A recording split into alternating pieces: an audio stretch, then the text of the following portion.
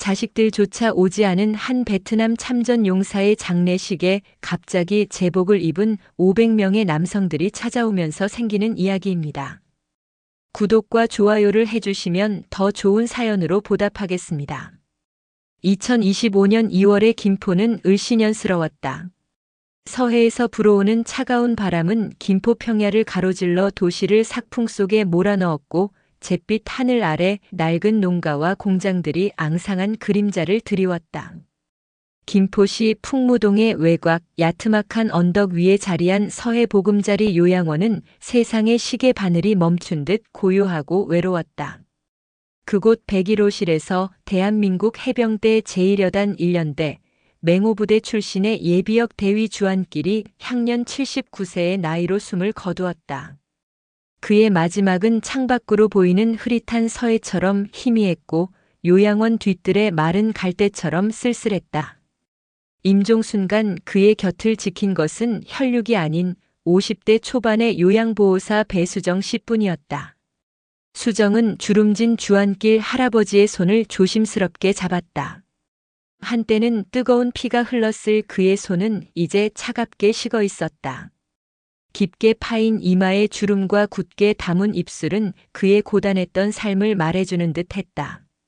밤마다 420 하고 웅얼거리던 그의 쉰 목소리는 더 이상 들리지 않았다. 할아버지, 이제 편안히 가세요.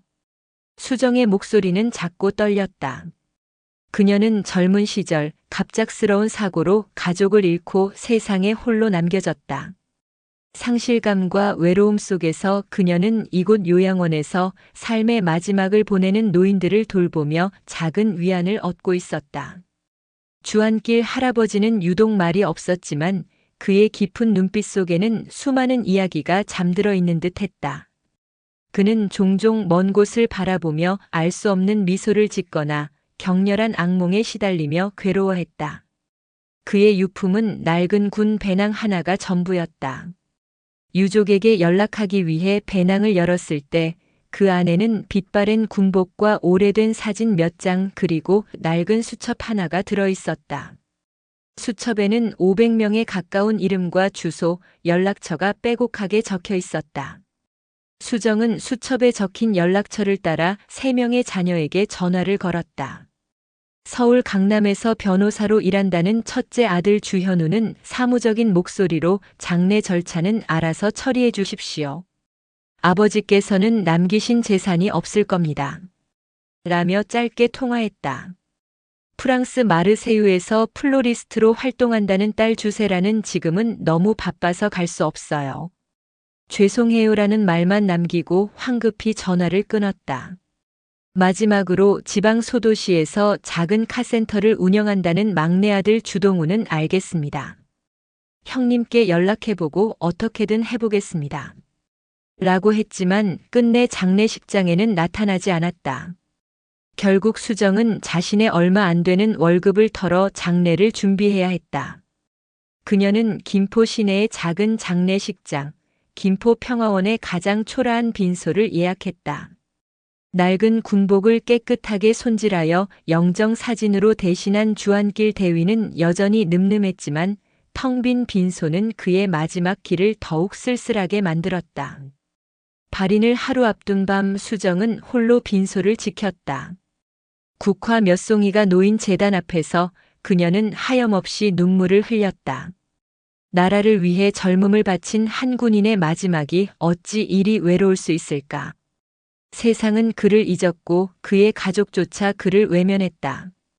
바로 그때였다. 장례식장 입구에서부터 수많은 사람들의 발소리가 울려 퍼지기 시작했다. 한두 명의 발걸음이 아니었다. 마치 거대한 군대가 이동하는 듯 웅장하고 규칙적인 발소리가 장례식장 전체를 진동시켰다. 주한길 대위님 빈소가 어디십니까? 우렁찬 목소리가 정적을 깨뜨렸다. 수정이 놀라 문 밖을 바라보자 굳건한 표정의 70대 노인이 서 있었다. 그의 가슴에는 맹호부대를 상징하는 호랑이 머리 형상의 휘장이 빛나고 있었다. 그는 빈소 안으로 들어서자마자 영정 사진을 향해 깍듯하게 경례를 올렸다. 그의 눈에는 깊은 슬픔과 함께 뜨거운 존경심이 어려 있었다.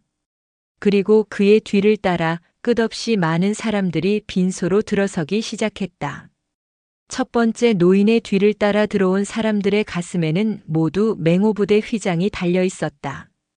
그들은 마치 약속이라도 한 듯 어깨에는 세월의 흔적이 역력했지만 눈빛만은 젊은 호랑이처럼 날카롭고 강렬했다. 허름한 작업복 차림의 노인부터 번듯한 양복을 입은 중년 신사, 그리고 늠름한 제복 차림의 예비역 장성들까지. 그들의 직업도 나이도 살아온 환경도 모두 달랐지만 주안길 대위의 영정을 바라보는 그들의 표정은 한결같이 존경과 슬픔으로 가득 차 있었다.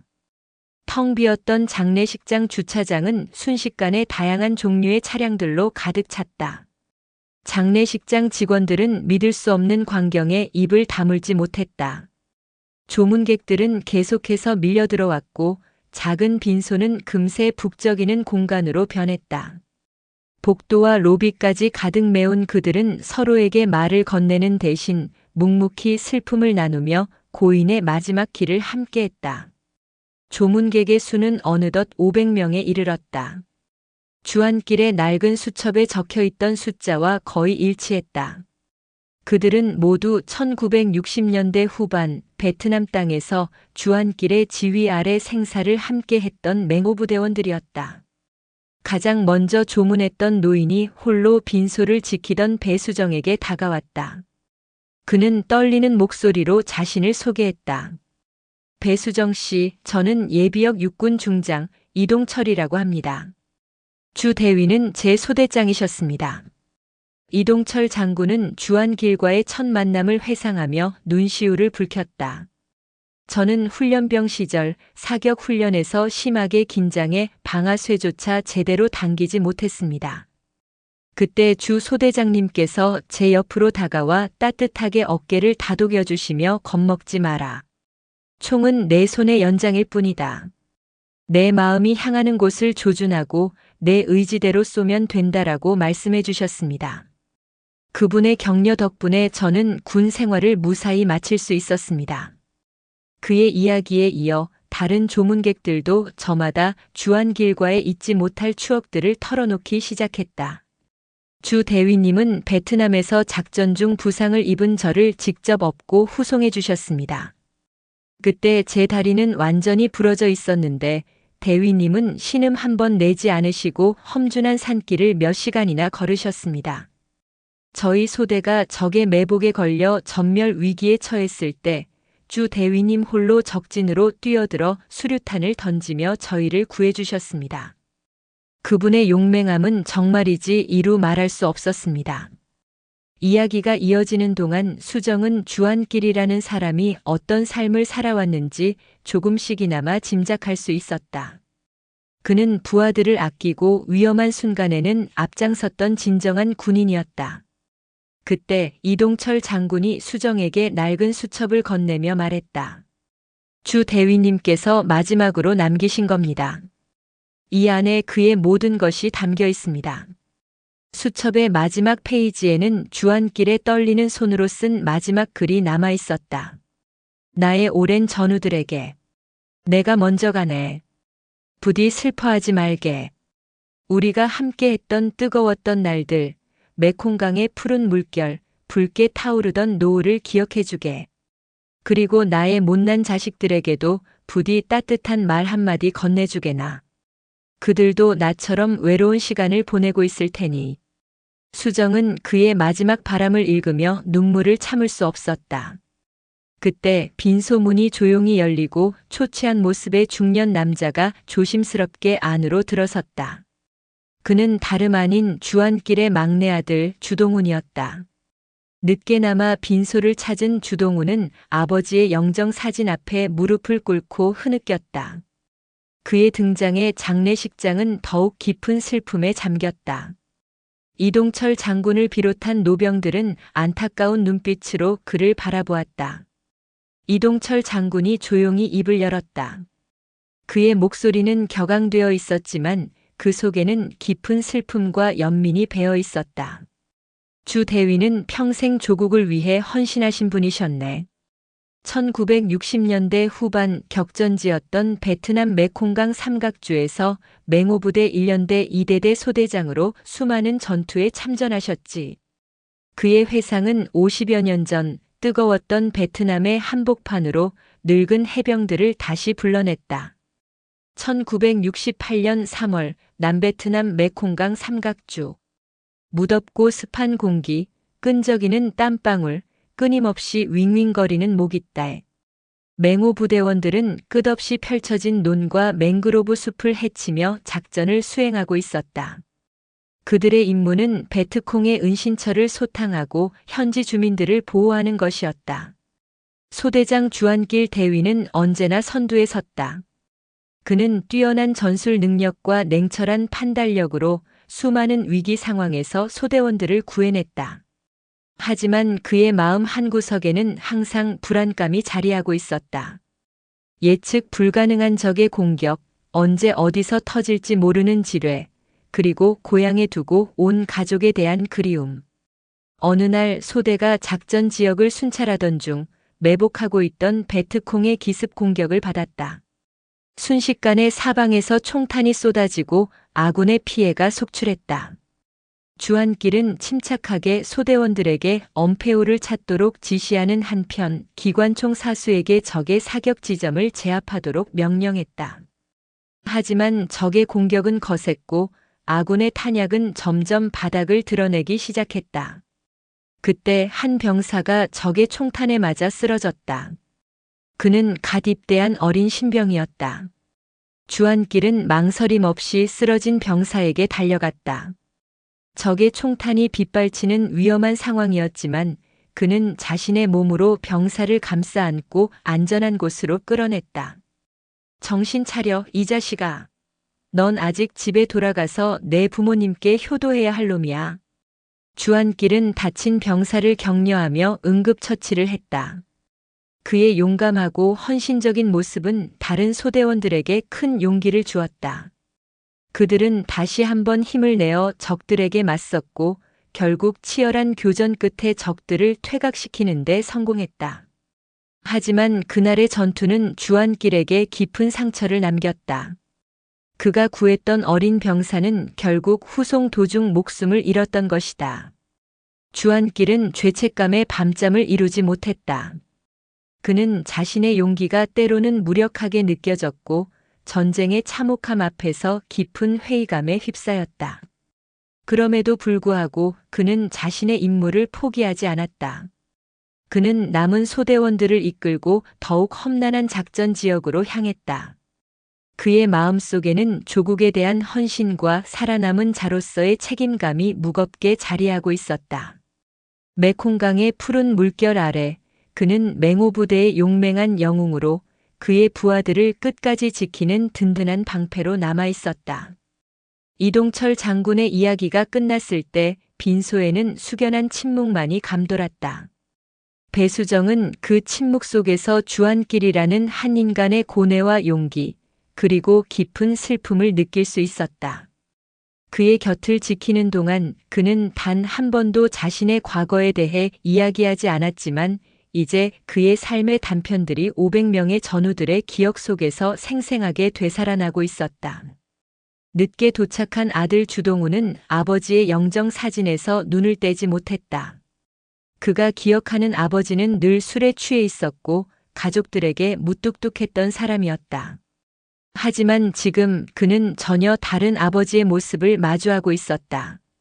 젊음과 용기, 그리고 헌신으로 가득했던 아버지의 찬란했던 시절을.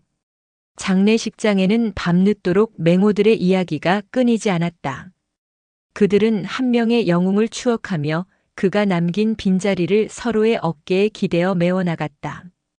그리고 배수정은 그들의 이야기를 조용히 들으며 잊혀진 영웅의 마지막 길을 함께하는 자신의 역할에 대해 다시 한번 생각했다.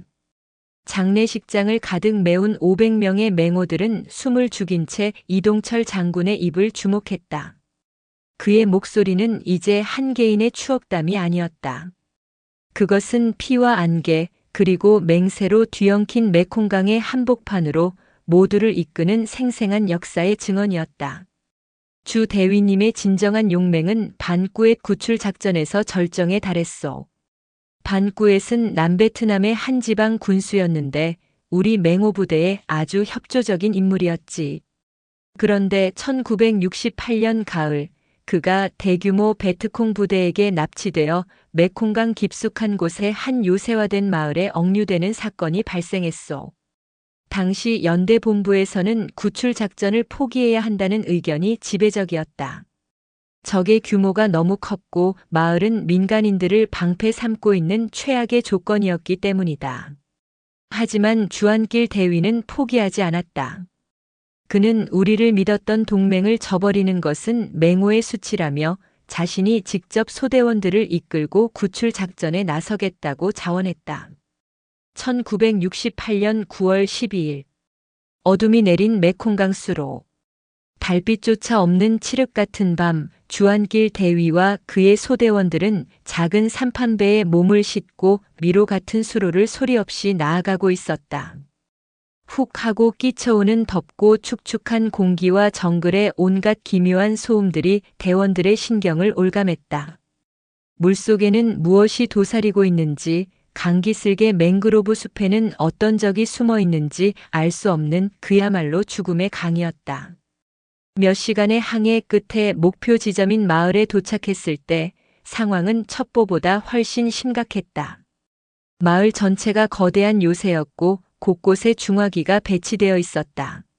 무엇보다 마을 주민들이 총부리 앞에서 인간 방패가 되어 살려달라고 애원하고 있었다. 정면 공격은 불가능했다. 모두가 절망에 빠져 있을 때 주한길 대위는 강물의 흐름과 바람의 방향을 살피더니 불가능에 가까운 작전을 지시했다. 3소대는 마을 동쪽에서 큰 소란을 피우며 적주력 부대의 시선을 끈다. 그 사이 나와 1소대 정예대원 5명은 마을 서쪽의 악어 출몰 지역으로 알려진 맹그로브 수중 동굴을 통해 침투한다. 그것은 자살 행위나 다름없었다. 하지만 그의 눈에는 흔들림 없는 확신이 있었다. 대원들은 이성을 마비시키는 그의 카리스마에 이끌려 각자의 위치로 움직이기 시작했다. 주한길과 5명의 대원들은 허리까지 차오르는 흙탕물 속으로 몸을 담갔다. 그들은 맹그로브의 뒤엉킨 뿌리 밑을 기고 악취나는 진흙을 헤치며 마을의 가장 취약한 후방으로 접근했다. 마침내 그들이 마을 안으로 잠입했을 때 반꾸엣 군수가 감금된 헛간을 지키는 병력은 고작 6명뿐이었다. 그의 예측이 정확히 들어맞은 것이다. 작전 개시. 주한길의 나직한 명령과 함께 대원들은 소리 없는 암살 기술로 순식간에 경비병들을 제압했다. 그가 헛간 문을 열자 공포에 질린 반꾸엣 군수가 떨고 있었다. 주한길은 그의 입을 막고 살아있다는 신호로 등을 두드려준 뒤 즉시 탈출을 준비했다. 하지만 그들이 마을을 빠져나가려던 순간 동쪽에서 교란 작전을 펼치던 3소대와 적주력 부대 사이에 교전이 벌어지며 마을 전체가 발칵 뒤집혔다. 사방에서 경보가 울리고 적들이 몰려들기 시작했다. 제기랄. 흩어져서 강으로 뛰어들어. 그들은 반꾸엣 군수를 가운데에 두고 필사적으로 강을 향해 달렸다. 총알이 빗발치고 포탄이 주변에서 터지는 아수라장이었다. 그때 후미를 맞고 있던 어린 병사 하나가 적의 총탄에 다리를 맞고 쓰러졌다. 그는 바로 젊은 시절의 이동철 이병이었다. 먼저 가십시오. 이동철 이병이 절규했다. 하지만 주한길은 뒤도 돌아보지 않고 그의 곁으로 달려왔다. 그는 자신의 몸을 방패 삼아 이동철을 엄호하며 그의 어깨를 들쳐맸다. 지옥에 떨어져도 같이 떨어진다. 맹호 새끼 하나라도 이곳에 두고 갈 순 없어. 그는 부상병을 업은 채 한 손으로는 권총을 쏘며 맹렬하게 길을 열었다. 그의 인간을 초월한 듯한 용맹에 겁을 먹은 적들이 잠시 주춤하는 사이 그들은 겨우 강에 정박해둔 삼판배에 오를 수 있었다. 배가 강 중앙으로 빠져나갔을 때 주한길은 자신의 등에 파편이 깊숙이 박혀 있다는 것을 뒤늦게 깨달았다. 그는 고통을 참으며 구출된 반꾸엣 군수와 살아남은 부하들을 보며 희미하게 웃었다. 이동철 장군의 이야기가 끝나자 빈소는 숙연한 침묵에 잠겼다. 늦게 도착한 막내 아들 주동우는 고개를 들 수 없었다.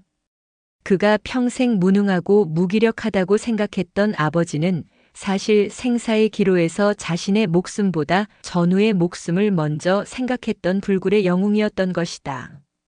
그는 아버지의 영정 앞에 다시 한번 무릎을 꿇고 소리 없이 눈물을 삼켰다. 영웅의 이야기는 더 이상 500명의 맹호들만의 비밀이 될 수 없었다.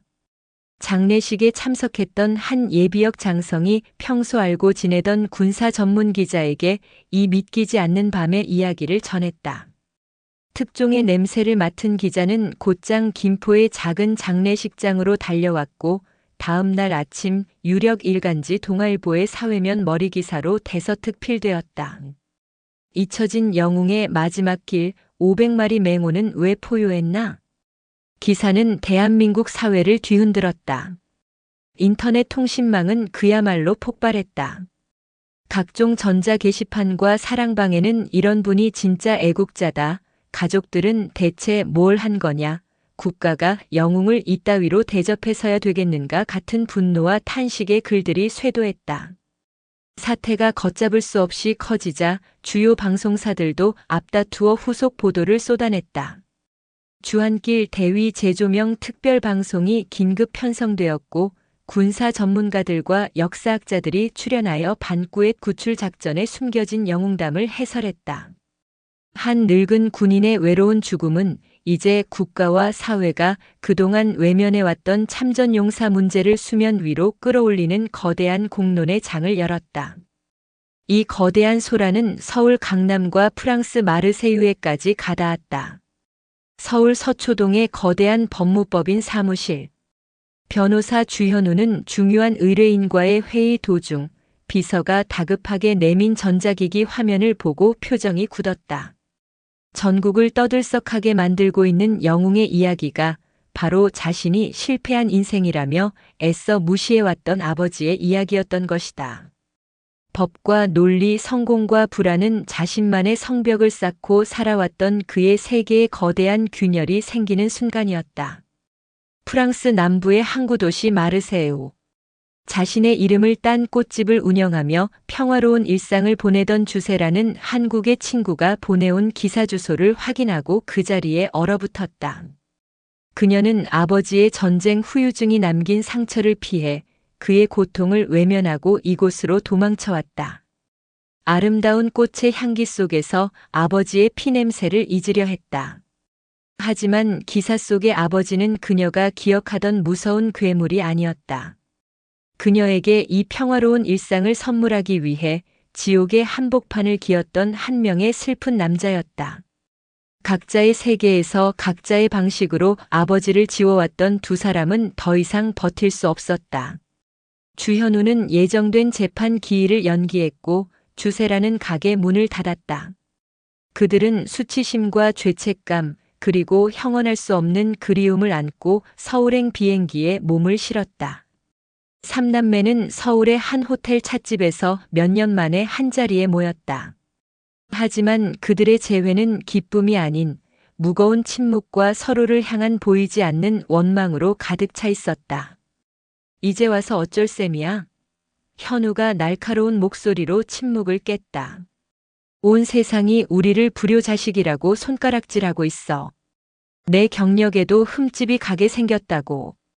오빠는 아직도 그런 게 중요해? 세라가 눈물을 글썽이며 말했다. 아버지가 평생 어떤 고통 속에서 사셨는지 우린 아무것도 몰랐잖아. 안다고 뭐가 달라져? 우리가 뭘 할 수 있었는데? 동훈이 자포자기한 듯 중얼거렸다. 그들의 서툰 다툼은 이동철 장군의 비서로부터 걸려온 한 통의 전화로 중단되었다. 이 장군이 그들을 만나길 원한다는 전갈이었다. 약속 장소는 국립서울 현충원이었다. 다음 날 삼남매는 무거운 발걸음으로 현충원을 찾았다. 이동철 장군은 베트남전 참전 용사 묘역 앞에서 그들을 기다리고 있었다. 그의 주변에는 수천 개의 비석들이 끝없이 펼쳐져 있었다. 이 장군은 말없이 그들을 데리고 묘역을 걷기 시작했다. 그는 이따금 멈춰 서서 비석에 새겨진 이름을 손으로 어루만지며 나직하게 말했다. 이 친구는 반꾸의 작전 때 내 옆에서 총을 맞았지. 20살이었어. 저 친구는 고향에 갓 돌진한 딸이 있다고 사진을 매일같이 들여다보던 놈이었네. 그는 삼남매를 꾸짖지 않았다. 그저 담담하게 아버지의 전우들이었던 젊은 넋들의 이야기를 들려주었다. 자네 아버지는 평생 이 얼굴들을 가슴에 묻고 살았네.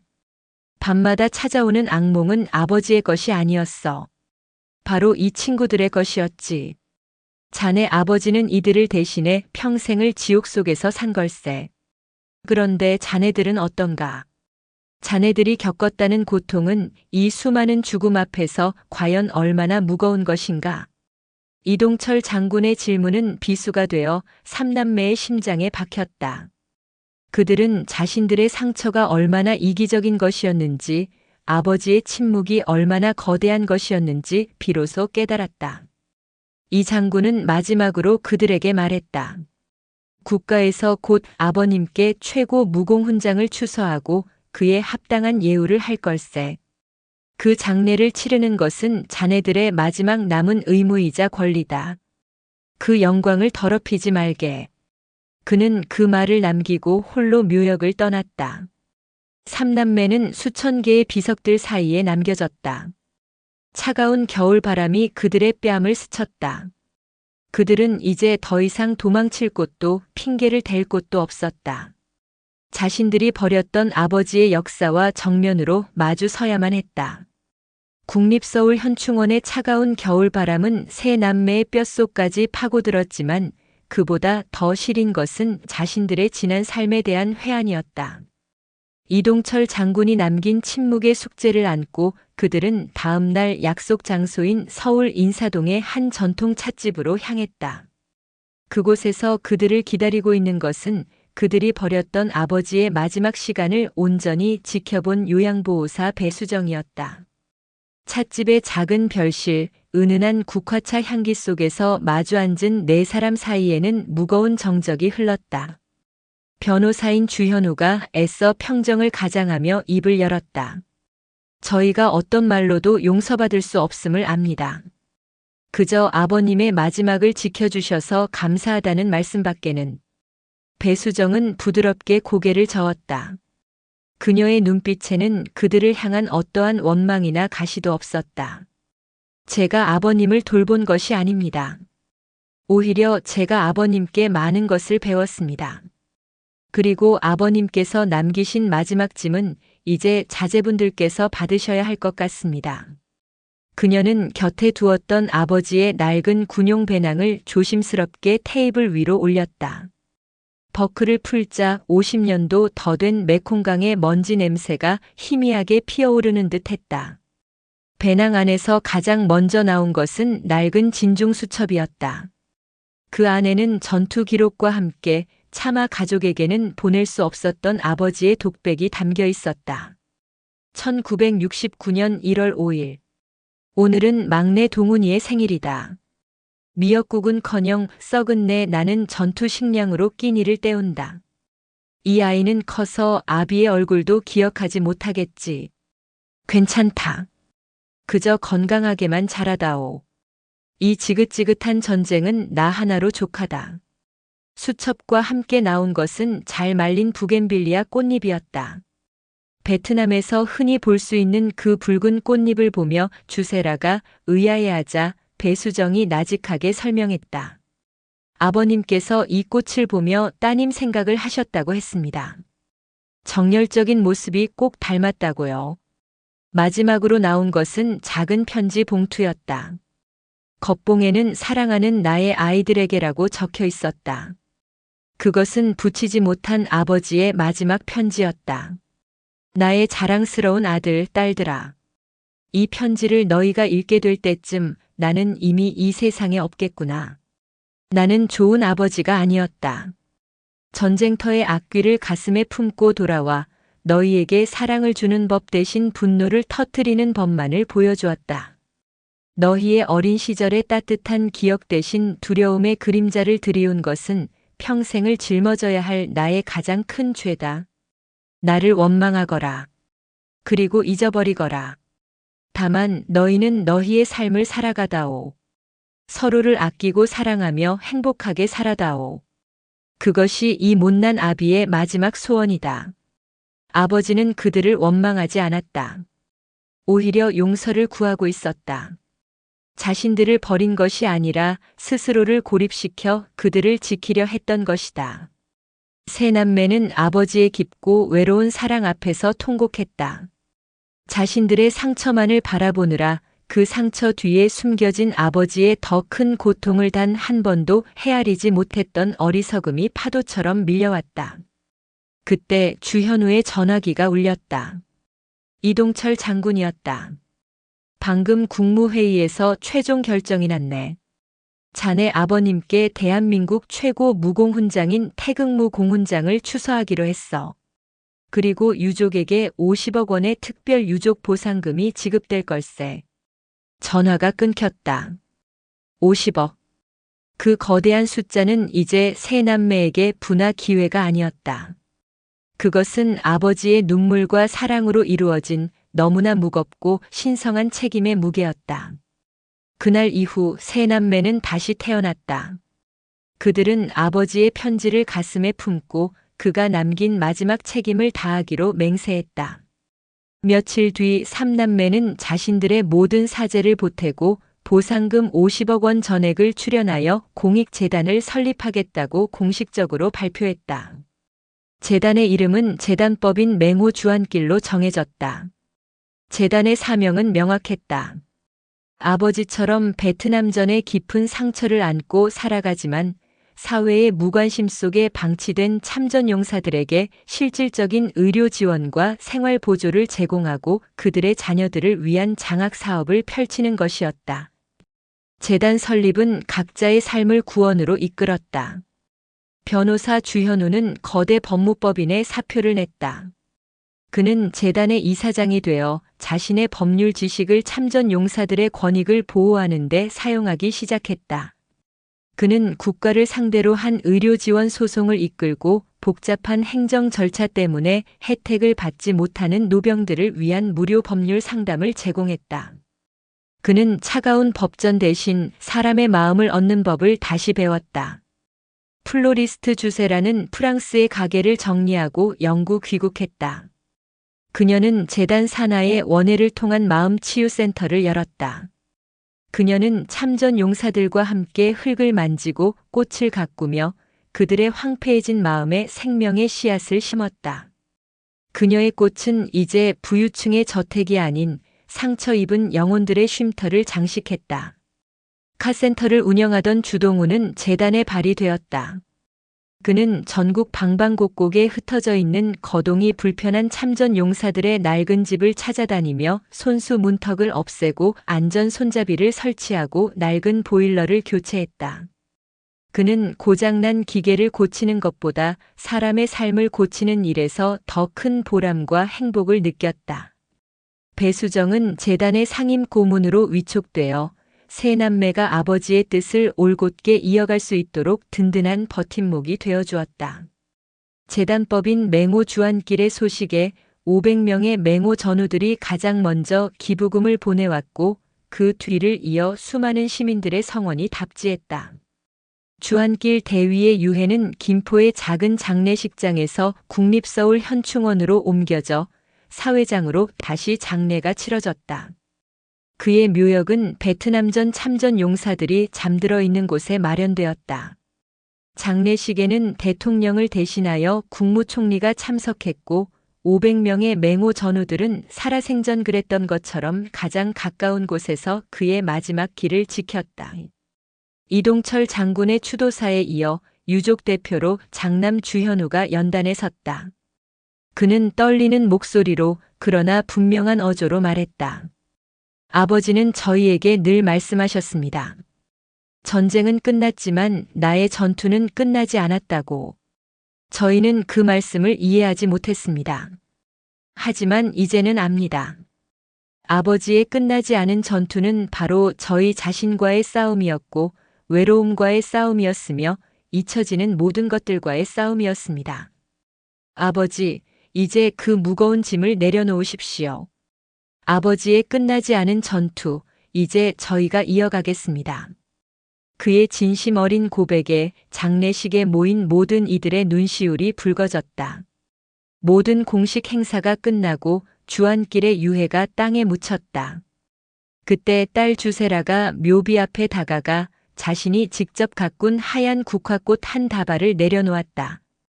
막내 동우는 서툰 솜씨로 깎은 작은 호랑이 나무 조각상을 묘비 옆에 두었다.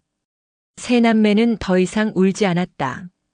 그들은 아버지의 무덤 앞에서 각자의 방식으로 그를 추억하고 그와의 화해를 완성했다. 새로 세워진 묘비에는 단정한 글씨로 이렇게 새겨졌다. 대한민국 해병대 맹호부대 대위 주안길. 매콩의 영웅, 여기에 잠들다. 그날의 맹세, 이제 우리가 지키겠습니다. 시간이 흘렀다. 재단법인 맹호 주안길은 이제 대한민국에서 가장 신뢰받는 보훈 관련 재단 중 하나로 자리 잡았다. 재단이 운영하는 참전용사 쉼터에서는 노병들이 함께 웃고 떠들며 외로움을 달랬고 그들의 손주 세대들은 맹호 장학금을 받으며 미래의 꿈을 키워나가고 있었다.